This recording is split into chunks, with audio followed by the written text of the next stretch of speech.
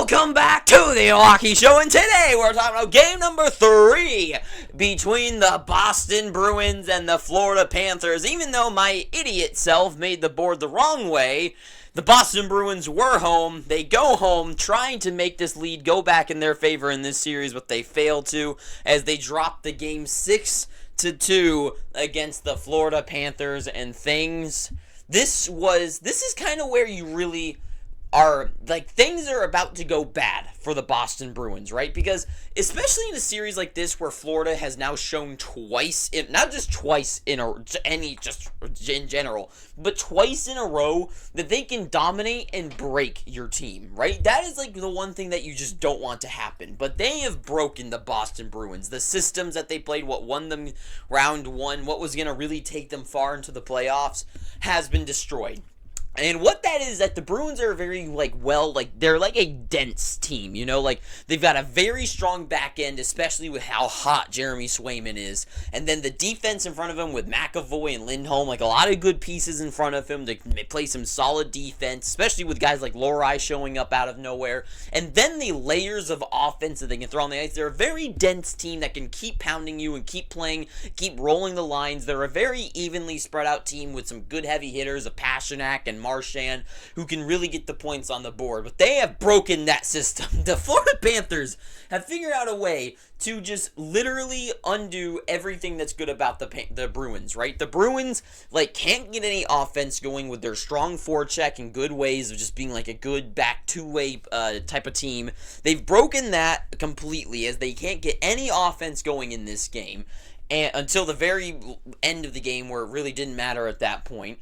And then, because I feel like sometimes, 6-2 kind of gives a stigma where it's like, oh, they scored 2 goals. But no, those 2 goals came in the third period, late in the third period after, this big storm happened again between the Panthers and the Bruins, where the fans and Bruins did not like the call. Personally, me either. I do think Aaron Ekblad did shove that player into Bobrovsky, and it is kind of obvious, he is putting his weight into him, and there's really no way for the player to get out of the way of the goalie unless he really turns that way. But at the same time, when you're being, pushed like that, it's not, especially on skates, right? If standing on land, you can obviously, slow yourself down or something. But on skates, you're losing your feet, your skates are being pushed for you. There's no way for you to really, turn.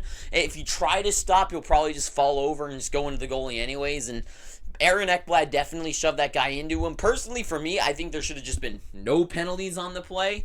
Definitely nothing on Ekblad. I know some people are saying that would be ridiculous, that it's not interference or anything. He's just playing hockey, and you just got to pressure your man like that. And so for me, it is a ridiculous call. But the way that the crowd was going crazy over it was a bit insane. That was a bit unnecessary. I do think it was it was okay. It was a bad call, sure, but the way the crowd was acting, it definitely wasn't just the call. It was the way the Bruins were playing and everything, because the Panthers are beating them down.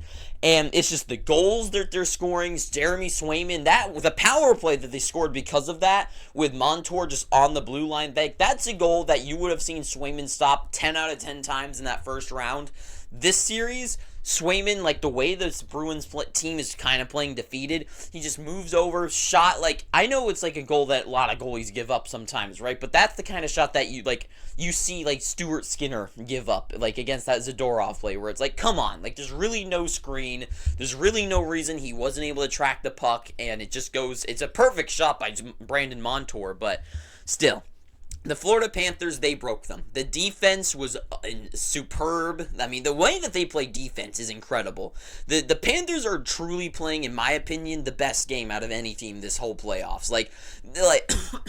Maybe not the best offense, maybe not the best defense. Well, no, I would probably say they have the best defense. Maybe not the very best goaltending, but definitely top 3. But everything combined, they are top 3 in each category. The way that the Avalanche and Dallas Stars are playing, you can tell that the defense isn't there, clutch play isn't there, as the Stars give up the end of the game, the Avalanche can't keep a consistent game going all the way through.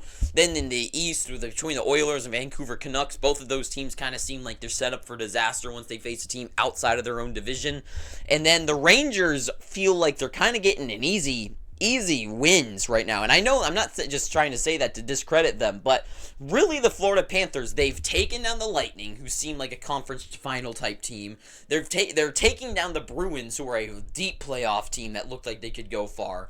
It's just everything is going perfect for the Panthers, right? They've got the defense, they've got Bobrovsky going, the offense is slaughtering the defense of the Boston Bruins, and they've beaten the best player in the league, in my opinion. At this point in the playoffs, I think the best player has to be Jeremy Swayman, and they have broke him, right? He is no longer, like, at this current point, like, the taste in our mouths, like, Swayman is not, like, top, like, he is not the Conn Smythe winner anymore right now, just because of recency bias. I know it was a bit ridiculous, but still, like, the bitter taste of that kind of Brandon Montour goal in the first game 2 when he gets pulled, like, I know it's not his fault, but the Panthers, they just soured everything about the Bruins. And the Bruins, like, they are still in this game. And they've shown that they can play good, right? Late in this third period, after they finally got fired up, and the crowd was going nuts, and the coach was going nuts, and they probably got annoyed and pissed off over the call.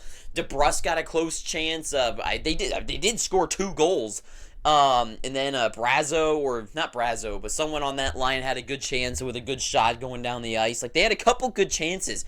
Game 1, right? That first period was all them. Like, they're creating these plays where they're really forechecking hard, making the Panthers mess up, and it's like they show these highlights, but they just can't consistently keep it up throughout these games. And Game 1 was definitely not like the Panthers at their best, right? You can tell the Bruins just came off their win. They were going hot. They got the Panthers at the right time where they're rusty. They've been off for a week. They're not really in the playoff. Like, their blood isn't curdling like the Bruins probably is at that point. They got the best of them that series.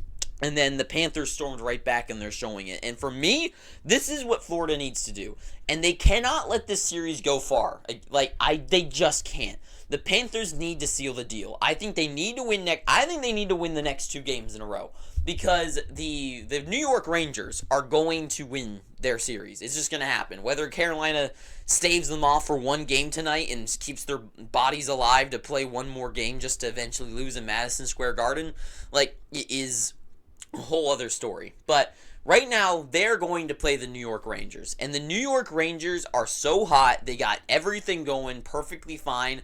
What the Panthers don't need is for them to go into Game 4 and then to Game 5 and then 6 or something like that and just keep messing up, right? They cannot allow this perfect game to get ruined. They need to keep, they need the pressure to keep up, to keep the coal under the pressure to turn into that diamond that they did become last year, right? Because last year in the conference finals, they were easily the worst team against the Carolina Hurricanes. Easily. It wasn't even close. They just survived because Bobrovsky was a god in that series, right? When they go up against the New York Rangers next series, they need to be pitch white hot fire. Like, they just need to be the best team they can be, because the Rangers are playing a perfect game, right? Against the Capitals, easy series for them. The Hurricanes don't feel like they're really matching anything that the Rangers are throwing at them.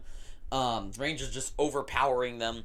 The upcoming series for the Panthers against the New York Rangers just seems evident at this point, and inevitable, I should say. And yeah, they need to not allow their game to get messed up. They don't need that doubt where they go next game, they really screw up, and they give up another 5-1 win to the Bruins. Potentially that heat gets the Bruins going again. They win Game 5, and then finally Game 6 or 7 is when the Panthers win, because it's going to happen. There's absolutely no way that the Bruins undo what the Panthers did to them last season.